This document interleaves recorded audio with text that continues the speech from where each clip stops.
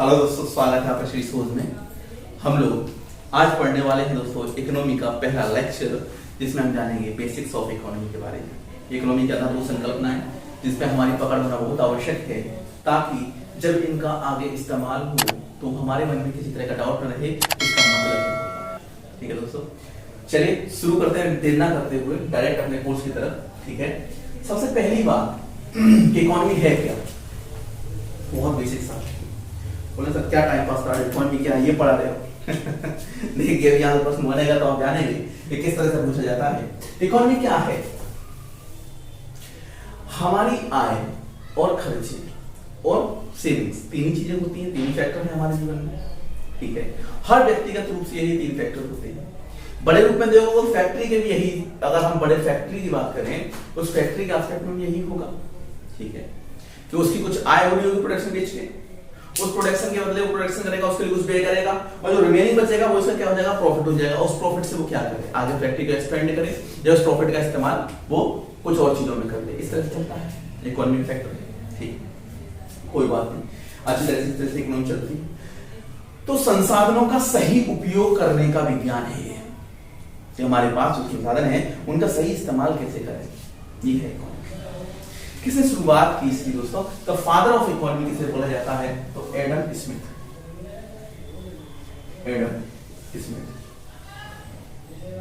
Adam Smith को माना जाता है फादर ऑफ इकोनॉमी। इन्होंने एक बुक लिखी थी wealth of nation. Wealth of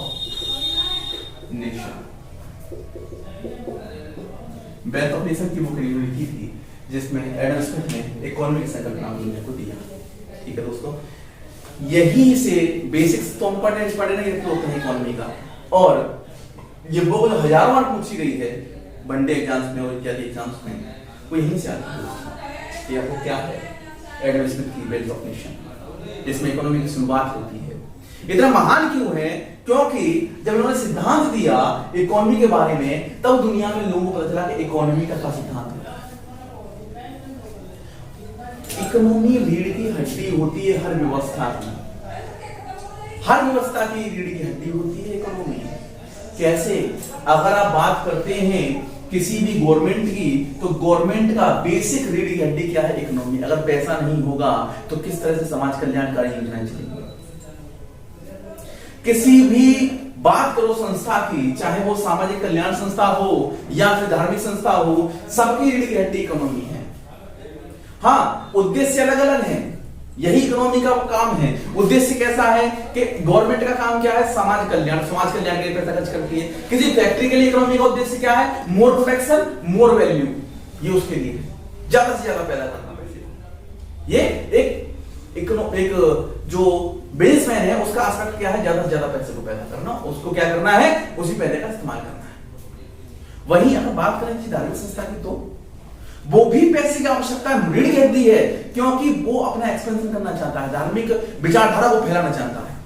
चाहे कोई पंथ हो, चाहे कोई धर्म हो, वो अपनी धार्मिक विचारधारा को बिना पैसे के नहीं चला सकता। उस पैसे के लिए सिद्धांत हैं, वो लोग भी इकोनॉमिस्ट हायर करते हैं। इकोनॉमिस्ट नहीं करते, वो लोग सीए हायर करते हैं। सीए भी इकोनॉमी के बेसिस से तैयार होने वाला व्यक्ति होता है, चार्टर्ड अकाउंटेंट, जो उनके अकाउंट को मैनेज करता है, कैसे आया, कैसे गया, कितना बचा, ये सारी चीजें। अगर ये लेखा जोखा ना हो तो फिर किस तरह से कोई संस्था काम कर सकती है? उसे पता ही नहीं पैसा कितना है। सपोज करो कोई संस्था है, मान लीजिए कोई एनजीओ है, उसने सोच लिया कि हमको कल 10,000 लोगों का मेडिकल चेकअप कराना है, हमको कैंप लगाना है। अगर उसके पास इकोनॉमी का ज्ञान नहीं है तो वो कैसे जान पाएगा कि 10,000 लोगों के मेडिकल कैंप लगाने के लिए जो पैसा खर्च होना है, उस पैसे के लिए हमारे पास कितना है? ये लेखा जोखा से उसको नहीं पता हो कि मेरे पास रिमेनिंग अमाउंट इतना है और इस अमाउंट की बेसिस पे मैं 10,000 नहीं केवल 5,000 लोगों कर सकता हूं, तो 5,000 लोगों की व्यवस्था करेगा, है ना? ये है इंपॉर्टेंस ऑफ इकोनॉमी। ठीक है, क्योंकि अगर बेसिक्स को हम नहीं जानेंगे इसका, तो आगे चलने में मजा नहीं आएगा। ठीक, चलिए अब बात करते हैं वेल्थ ऑफ नेशन, आपने जान लिया। अब बात करो, देखो भैया इकोनॉमी के फैक्टर्स कैसे होते हैं, कैसे इकोनॉमी काम करती है। तो इकोनॉमी की 3 एक्टिविटीज होती है, 3 एक्टिविटीज होती है। इकोनॉमी की कितनी एक्टिविटीज होती है? 3 एक्टिविटीज होती है। पहला होता है प्रोडक्शन, उत्पाद। कोई भी इकोनॉमी किस पे चलती है? उत्पाद पे।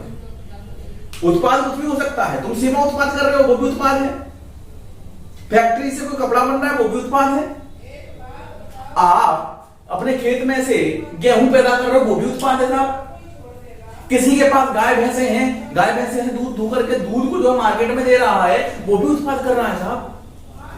हमारे देश के फौजी जिस तरह से सीमा पे खड़े होकर देश की सेवा कर रहे हैं, उसी तरह से गली में कोई ठेला लगाने वाला भी देश की सेवा कर रहा है, क्योंकि वो देश के लिए इकोनॉमी में मदद कर रहा है। उसको भी कम मत आंकिए, दोनों का सेवा का नेचर अलग है, दोनों का काम का नेचर अलग है, लेकिन इस नेचर के अलग से ये नहीं कह सकते कि वो नहीं है, वो देश की इकोनॉमी में थोड़ा सा इवन ये समझ लीजिए कि देश की इकोनॉमी में एक छोटा बच्चा भी सहायक होता है। बोला क्या बात कर रहे हैं सर, एक छोटा बच्चा भी बिस्किट खाता है, एक छोटा बच्चा भी टॉय से खेलता है, ये बिस्किट है, ये टॉय, इन सब पे टैक्स होता है, वो टैक्स गवर्नमेंट के पास जाता है, उसी टैक्स के बेसिस पे गवर्नमेंट जन कल्याणकारी योजना चलाती है। पैसा नहीं होगा गवर्नमेंट नहीं चल पाएगी दोस्तों, ये होता है इकोनॉमी।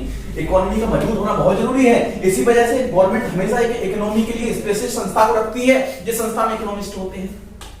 ठीक है, चलिए बात करते हैं उत्पाद की। पहले प्रोडक्शन हुआ, अब इस प्रोडक्शन की एक्टिविटीज है, इकोनॉमी की एक्टिविटीज है, उसके बाद इसका डिस्ट्रीब्यूशन हो जाएगा। ठीक, लास्ट में इसका कंजम्पशन होगा। कोई भी चीज उत्पाद हुआ, फैक्ट्री से उत्पाद हुआ है दोस्तों, उत्पाद हो गया किसी चीज का। हमें एक्टिविटीज पढ़ रहे हैं, इकोनॉमी की कितनी एक्टिविटीज होती है, कैसे होती है। फैक्ट्री से पहले उत्पाद हुआ दोस्तों, सपोज करिए फैक्ट्री से किसका उत्पाद मान लीजिए, हाँ चलिए हम कह रहे हैं फैक्ट्री से उत्पाद हुआ किसी नमकीन का। नमकीन तो सब खाते होंगे, बोले सर मिठाई क्यों नहीं, मिठाई फैक्ट्री में नहीं मिलती है, पहली बात बोला सर गलत बोल रहे हैं। और जो पैकेट वाला आता है उसका, बीकानेर वाले का सोन पापड़ी का लाइट वाला, वो तो सब खा लेते हैं, सब फैक्ट्री में बनता है नहीं, फैक्ट्री में बनता है, लेकिन भैया नमकीन इसलिए से नहीं है, शुगर वाले भी तो हैं कुछ आपके घर वालों में आजकल तो स्थिति ये हो गई है कि किसी भी घर में दो लोग कम समय से उठते हैं जो शुगर फ्री चाहिए, ये स्थिति ऐसी है। चलिए एक मान लेते हैं कोई कंपनी है नमकीन बनाती है, ठीक है, कंपनी ने नमकीन बनाई, पैकेट बना करके बाहर दे दिया आपको, ठीक है, ये पैकेट बना करके बाहर दे दिया नमकीन का, ठीक, ये हो गया प्रोडक्शन। अब इस प्रोडक्शन का डिस्ट्रीब्यूशन होगा। डिस्ट्रीब्यूशन कैसे, इसको मार्केट में लाएंगे, डिस्ट्रीब्यूट करेंगे, इसको मार्केट में लाएंगे, डिस्ट्रीब्यूट करेंगे, डिस्ट्रीब्यूशन होगा मार्केट में, ये होलसेलर से कहां पहुंचेगा, रिटेलर के पास में। उसके बाद इसको कोई एक व्यक्ति खरीदेगा या कुछ करेगा, वो क्या करेगा, इसका कंजम्पशन कर लेगा, इसका उपभोग कर लेगा। क्या कर लेगा दोस्तों, उपभोग कर लेगा। यही इस पैकेट का होगा। बोले सर इससे हुआ क्या इकोनॉमी में, तो इकोनॉमी ये हुआ जैसे ही उत्पाद हुआ वैसे ही क्या था, कंपनी ने किसी चीज का उत्पाद किया तो उसके साथ कुछ लागत लगाई। क्या कर रहा है दोस्तों, लागत। अब इस लागत को कंपनी ने डिस्ट्रीब्यूटर के पास भेजा कुछ परसेंट प्रॉफिट कमाने के लिए। क्या, कुछ परसेंट प्रॉफिट, ठीक है, ठीक है। अब ये प्रॉफिट कौन देगा इसको, ये कंज्यूमर। इस कंज्यूमर ने इसको खरीदा, प्रॉफिट मिल गया। अब यही प्रॉफिट जो है, देखो यहां से क्या था, लागत, इसको दूसरे फिगर में देख लो, लागत थी, लागत पे क्या हुआ, प्रॉफिट, लाभ। लाभ जोड़ करके ही तो क्या होगा, मान लीजिए आप एक मार्केट से जूता खरीदने जाते हैं, या ऑनलाइन शॉपिंग तो सभी करते होंगे। अब ऑनलाइन शॉपिंग पे लिखा रखा होता है, आप ये जूते को देखेंगे कि सर 3200, ठीक, 3200 का जूता है, और सब देखिए 70% ऑफ में दे रहे हैं। कितने में, 70% में दोस्तों। तो कितना हो गया, 3 दूनी 6 और 3 2 9, 960 रुपए का मिल गया था, 32% ऑफ। ये 960 का मिल गया। बोले सर 960 मिला, इसमें आप समझाना क्या चाहते हो, मैं ये समझाना चाहता हूं कि सबसे पहले जिस रेट पे कोई चीज निकलती है उसको बोलते हैं दोस्तों, उसका कॉस्ट प्राइस, कॉस्ट प्राइस, क्रय मूल्य। इसको क्रय मूल्य से ज्यादा अच्छी तरह समझोगे आप।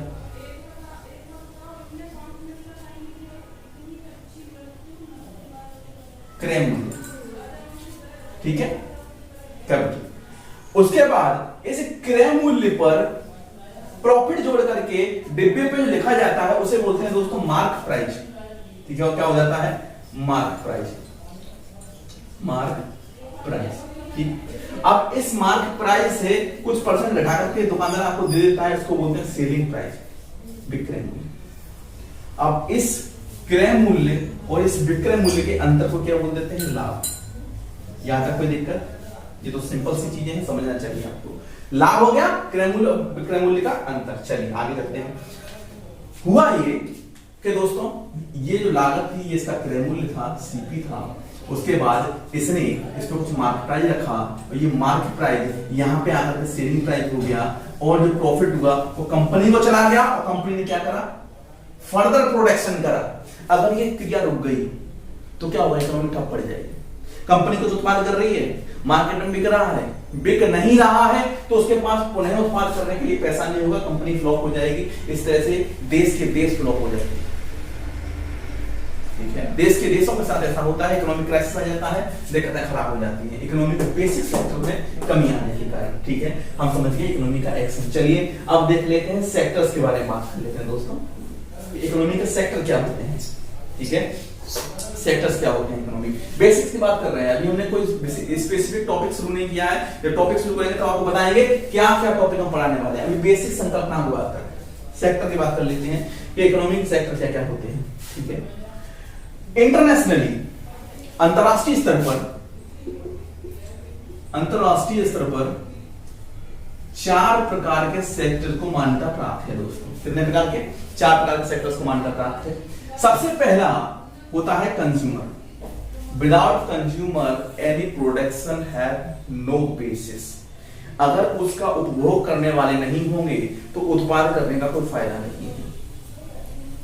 अब ये मत कहना सर हम फेसबुक पे देखे थे कि जब 1982 या 1938 में जब बिस्लरी चला तो उसको उपभोग करने वाले नहीं थे।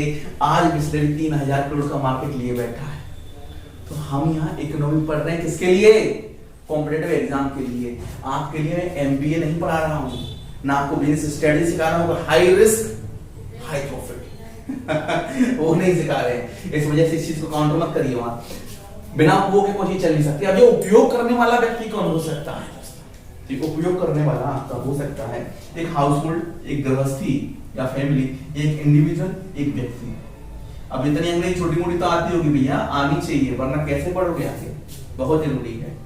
ठीक है, दूसरा प्रोड्यूसर। जितना कंज्यूमर आवश्यक है उतना प्रोड्यूसर भी आवश्यक है।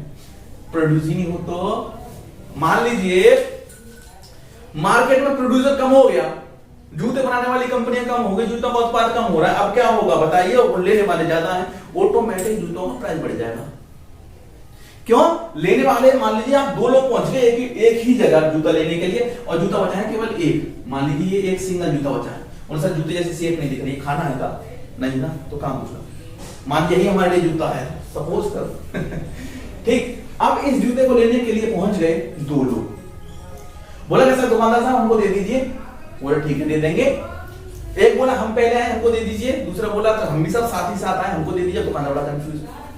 तो पहला बोलेगा कि सर कितने का है? वो बोलेगा 100 रुपए का है। बोले 100 रुपए का जूता आता नहीं है, एग्जाम्पल ले रहे हैं। दूसरा बोलेगा सुनिए हम 110 रुपए देते हैं, हमको दीजिए जूता। तो जो पहले आया था बोला हमको का गरीब समझे हो, हम 115 रुपए देते हैं। इस तरह से जूते का बैट लगने लगा। तो आप जान सकते हैं जो ज्यादा बैट लगा देगा हाई लेवल का वो जूते का हकदार होगा। कहने का मतलब अगर प्रोडक्शन कम हो गया किसी भी चीज का, ज्यादा बार दूर कहे जाते हो, इतना तो तुमको ज्ञान होगा। अभी कोरोना काल में सबसे ज्यादा क्राइसिस किसका हुआ था? गुटखा, तंबाकू, बीड़ी, इन सब का हुआ था। काहे एक पूरे 50-50 रुपए में बिके? क्योंकि प्रोडक्शन नहीं हो रहा था। और जब प्रोडक्शन नहीं होगा तो भैया जो मार्केट में है उस चीज को खरीदने वालों की संख्या ज्यादा है तो उसका प्राइस ऑटोमेटिक बढ़ गया। इकोनॉमी तुम्हारे आसपास है, देखो यही इकोनॉमी होता है। तो प्रोडक्शन भी इतना ही जरूरी है। अभी प्रोडक्शन करने वाला कौन हो सकता है? दोस्तों प्रोडक्शन करने वाला एक फर्म हो सकती है, एक एंटरप्रेन्योर हो सकता है। एंटरप्रेन्योर कौन होता है? उद्यमी, उद्यमशीलता, उद्यमी जो उद्यम लगे होते हैं बड़े बड़े, वो एंटरप्रेन्योर होता है। ठीक है, अब तीसरा फैक्टर गवर्नमेंट को रखा जाता है। बोले गवर्नमेंट क्यों जरूरी है? बोले सुनिए ये इतना दूध का धना नहीं है प्रोड्यूसर और ना ही कंज्यूमर। ये भी गलत काम कर सकता है, ये भी गलत काम कर सकता है। बोला कहा है ये प्रोडक्शन करके सोल्ड कर लिया अपने पास ही। बोला हम नहीं बेकार दुनिया बेफजूल में ही मार्केट में क्या किया? मार्केट में उसकी महंगाई बढ़ा दिया। उस समय एक रेगुलेटिंग अथॉरिटी की जरूरत थी। कहा है ये रेगुलेटिंग अथॉरिटी, रेगुलेटर। इस रेगुलेटर के बिना सिस्टम बिगड़ जाएगा। ये है वो रेगुलेटिंग अथॉरिटी। खेती हुई प्याज की, प्याज आ गया सब मार्केट में, प्रोडक्शन होकर के कहा गया मिलिटर के पास में, वो प्याज को क्या किया, डंप कर दिया, बोले प्याज मार्केट में है ही नहीं, तो प्याज का दाम कहां पहुंचे, 80 रुपया किलो, 100 रुपया किलो।